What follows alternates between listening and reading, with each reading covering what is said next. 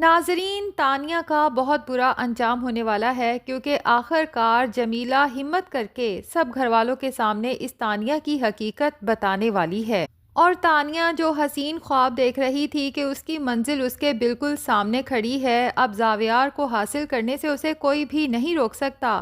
ایک بس حیدر تھا جس سے اسے خار تھی، اور اس کانٹے کو بھی اس نے اپنے راستے سے نکال باہر کیا۔ لیکن تانیہ یہ بھول چکی تھی کہ زاویار نے تو تانیہ سے شادی ہی حیدر کی وجہ سے کرنے کا فیصلہ کیا تھا کہ تانیہ حیدر کو ایک ماں کی ممتا دے سکتی ہے۔ اب نکاح کا دن آنے والا ہوتا ہے تو زاویار اپنے پیرنٹ سے کہتا ہے کہ کیا سب مہمانوں کو کال کر کے منع کر دیا جائے کہ نکاح پوسٹ پون ہو گیا ہے، کیونکہ جب تک مجھے میرا حیدر نہیں ملتا میں تانیہ سے شادی نہیں کر سکتا۔ تانیہ تو ہتھے سے اکھڑ جاتی ہے اور زاویار سے کہتی ہے کہ تم حیدر کی وجہ سے مجھے میرے حق سے محروم نہیں کر سکتے۔ پہلے ہی تمہارے بھائی نے جب سے مجھے طلاق دی ہے میری بہت جگ ہسائی ہو رہی ہے۔ اب اگر دوسرا بھائی عین شادی کے موقع پہ مجھ سے نکاح سے انکار کر دے گا تو میں تو کسی کو منہ دکھانے کے قابل بھی نہیں رہوں گی۔ زاویار جب اپنی ماں کو جا کے تانیہ کی بات بتاتا ہے تو نگار کہتی ہے زاویار تمہاری اپنی مرضی ہے،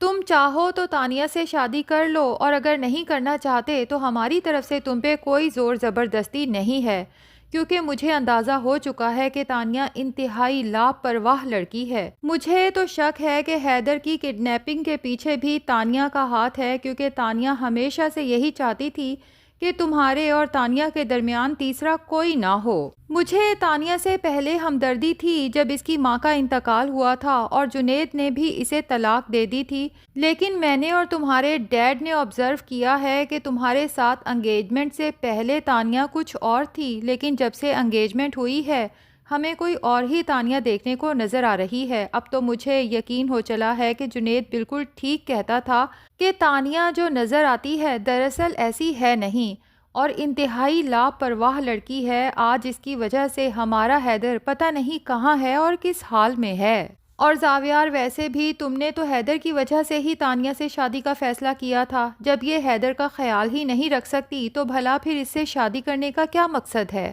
بالفرض اگر تم پھر بھی تانیہ سے شادی کرنا چاہتے ہو تب بھی میں حیدر کی ذمہ داری اس لڑکی کو نہیں دے سکتی۔ یہ انتہائی لاپرواہ لڑکی ہے، اور میں فیصلہ کر چکی ہوں کہ ایک دفعہ ہمارا حیدر ہمیں مل جائے تو حیدر کو ہم خود اپنے ہاتھوں سے نایاب کے حوالے کر دیں گے۔ جس پہ زاویار کہتا ہے کہ قطعاً نہیں، آپ نے ہی تو کہا تھا کہ درِ نایاب کی دماغی حالت ٹھیک نہیں ہے اور وہ حیدر کا خیال نہیں رکھ سکتی۔ تو زندگی میں پہلی بار نگار بیگم درِ نایاب کی تعریف کرتی ہے اور اپنی غلطی کا اعتراف کرتی ہے زاویار کے سامنے کہ میں نے جھوٹ بولا تھا، درِ نایاب سے بڑھ کے تو حیدر کا کوئی خیال رکھ ہی نہیں سکتا، میں بس اس سے نفرت کرنے لگی تھی صرف اس لیے کہ تم نے اپنی محبت کی شادی کی تھی۔ لیکن آج میں اس بات کا اعتراف کرتی ہوں کہ درِ نایاب ایک انتہائی سلجھی ہوئی اور سمجھدار لڑکی تھی۔ اب تانیہ کو تو یہ سن کے آگ ہی لگ جاتی ہے کہ نگی آنٹی کا دماغ تو نہیں خراب ہو گیا کہ زاویار کے سامنے اس نایاب کی تعریفیں کر رہی ہیں، جبکہ زاویار کو بھی اپنی ماں کے منہ سے درِ نایاب کی تعریف سن کے حیرت کا جھٹکا لگتا ہے، اور پھر فوراً ہی خیال آتا ہے تو اپنی ماں سے کہتا ہے کہ بس کر جائیں، آپ اس درِ نایاب کی تعریفیں کر رہی ہیں جس نے میرے ہی بھائی کے ساتھ مل کے میری پیٹھ میں چھرا گھونپا ہے، مجھے اتنا بڑا دھوکہ دیا ہے۔ تو نگار بیگم کہتی ہے کہ زاویار اپنی آنکھیں کھولو، کیا تم اپنے بھائی کو نہیں جانتے یا اپنی بیوی کو نہیں جانتے؟ مجھے تو اس سب کے پیچھے بھی کسی اور کی ہی سازش لگتی ہے۔ اور پھر غصے سے تانیہ کی طرف دیکھتی ہیں تو تانیہ کے تو جیسے پاؤں تلے سے زمین سرک جاتی ہے، جبکہ زاویار بھی اپنی ماں کی بات سننے کے بعد سوچنے پہ مجبور ہو جاتا ہے کہ اکثر آنکھوں دیکھا بھی غلط ثابت ہو سکتا ہے۔ زاویار تو اسی لمحے اپنا فیصلہ سنا دیتا ہے کہ اگر حیدر کو درِ نایاب کے حوالے ہی کرنا ہے تو پھر میں تانیہ سے شادی نہیں کرنا چاہتا۔ زاویار کا فیصلہ سننے کے بعد تانیہ تو غصے سے آگ بھگولا ہو جاتی ہے اور زاویار کو گرے باندھ سے پکڑ لیتی ہے کہ تم ہوتے کون ہو مجھ سے شادی سے انکار کرنے والے؟ تو زاویار کہتا ہے کہ اب تو مجھے بھی یہی لگتا ہے تانیہ کہ درِ نایاب اور جنید کو بدنام کرنے کے پیچھے اور حیدر کو غائب کرنے کے پیچھے تمہارا ہاتھ ہے۔ تو تانیہ مگر مچ کے آنسو بہاتے ہوئے کہتی ہے کہ مجھے تو آپ لوگوں پر افسوس ہو رہا ہے کہ میرے اوپر اتنا گھٹیا الزام لگا رہے ہیں۔ تو اس بار جمیلہ ماسی بھی چپ نہیں رہتی کیونکہ وہ اب تانیہ سے عاجز آ چکی ہے۔ تانیہ ہمیشہ اسے بلیک میل کر کے کام کرواتی ہے اور پھر اسے لالچی ہونے کے طعنے دیتی ہے، جبکہ جمیلہ ماسی کو اب سچ میں درِ نایاب اور حیدر سے ہمدردی ہو چکی ہے۔ اس لیے سب گھر والوں کے سامنے تانیہ سے کہتی ہے کہ یہ الزام نہیں بلکہ حقیقت ہے۔ جمیلہ کے بولنے پہ تو سب گھر والے حیرت سے جمیلہ کی طرف دیکھنے لگتے ہیں کہ پتہ نہیں وہ کیا بتانے والی ہے، جبکہ جمیلہ کی بات سن کے تانیہ کے تو آسان خطا ہو جاتے ہیں۔ فوراً جمیلہ سے کہتی ہے کہ جسٹ شٹ اپ، یہ ہم سب گھر والوں کا پرسنل میٹر ہے، تم دفع ہو جاؤ یہاں سے۔ اور باقی گھر والوں سے کہتی ہے کہ اس کی کوئی بکواس سننے کی ضرورت نہیں ہے، لیکن غضنفر صاحب غصے سے کھڑے ہو جاتے ہیں اور تانیہ کو شٹ اپ کال دیتے ہیں کہ تم اب بالکل خاموش ہو جاؤ، جمیلہ کو بولنے دو جو بھی وہ کہنا چاہتی ہے۔ اور پھر جمیلہ سے کہتے ہیں کہ بولو، آخر تم کیا کہنا چاہتی ہو؟ تو فائنلی جمیلہ ایک ایک کر کے تانیہ کی ساری کارستانیاں سب گھر والوں کے سامنے بتا دے گی،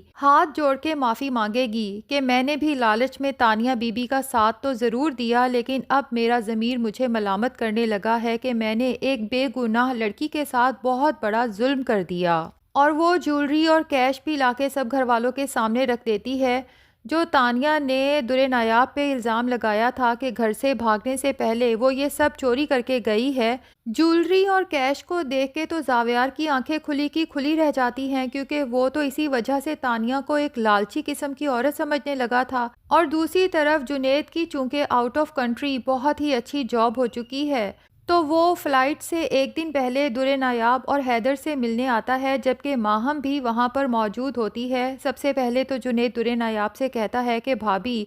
آپ کو حیدر کی طرف سے اب کسی بھی قسم کی کوئی ٹینشن لینے کی ضرورت نہیں ہے، کیونکہ اس کا سارا خرچ اس کے چاچو کریں گے۔ اور ساتھ ہی اسے اپنے گھر والوں کی بھی فکر ہوتی ہے کہ ٹھیک ہے ہم اللیگل طریقے سے حیدر کو لے آئے ہیں، ورنہ شاید زاویار اور تانیہ اسے لے کے آؤٹ آف کنٹری چلے جاتے، لیکن میں یہ سوچ سوچ کے بھی پریشان ہوں کہ پتہ نہیں حیدر کے یوں اچانک غائب ہو جانے کے بعد بھائی اور موم ڈیڈ پہ کیا بیت رہی ہوگی۔ اور پھر جنید کہتا ہے کہ بہرحال اب چونکہ کل میری فلائٹ ہے تو میں آپ سب کو بہت مس کروں گا، مس تو میں زاویار بھائی اور موم ڈیڈ اور جویریہ کو بھی کروں گا،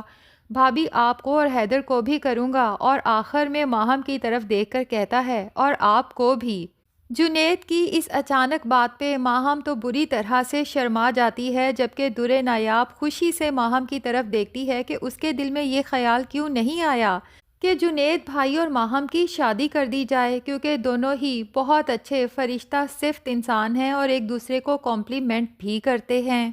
تو ناظرین، اب زاویار، غضنفر اور نگار کی آنکھیں تو جمیلہ ماسی کی باتیں سن کے ہی کھل چکی ہیں، اور اب جب جنید آؤٹ آف کنٹری جانے کے بعد اپنے گھر والوں کو کال کر کے بتائے گا کہ میری بہت اچھی جاب ہو گئی ہے اور میں نے شادی کا فیصلہ بھی کر لیا ہے، اور پھر جب اپنی ماں سے کہے گا کہ کیا آپ پوچھیں گی نہیں کہ میں نے کس سے شادی کا فیصلہ کیا ہے، اور پھر جب ماہم کا نام بتائے گا تو نگار زاویار اور غضنفر کو یہ بات بتائے گی، جس کے بعد زاویار تو شرمندگی کے سمندر میں ڈوب جائے گا کہ میں نے اس شیطانی صرف تانیہ کی باتوں میں آ کے اپنی پاک دامن بیوی پر کس قدر شک کیا۔ تو لگتا یہی ہے کہ ڈرامہ بالآخر اپنی ہیپی اینڈنگ کی طرف پہنچ چکا ہے۔ اب ظاہر ہے کہ زاویار درِ نایاب کے پاس جائے گا، ہاتھ جوڑ کے اسے معافی مانگے گا، اور درِ نایاب کے دل میں تو آج بھی زاویار کی محبت ایز اٹ از موجود ہے، اور اسے یہ بھی پتا ہے کہ تانیہ کے بہکاوے میں آ کے زاویار درِ نایاب کے خلاف سوچنے پہ مجبور ہوا ہے، ورنہ زاویار بھی درِ نایاب سے بے تحاشا محبت کرتا ہے۔ تو دونوں پیار کرنے والے بہت جلد ملنے والے ہیں۔ جنید کو بھی اس کی اچھائی اور نیکی کے صلے میں ماہم مل جائے گی، اگر کوئی اکیلا رہ جائے گا تو وہ ہے صرف تانیہ۔ تو ناظرین، آپ کو یہ ڈرامہ کیسا لگتا ہے کمنٹ سیکشن میں ضرور بتائیں، اور اگر ہمارے چینل پہ نئے ہیں تو پلیز چینل کو بھی سبسکرائب کر لیں۔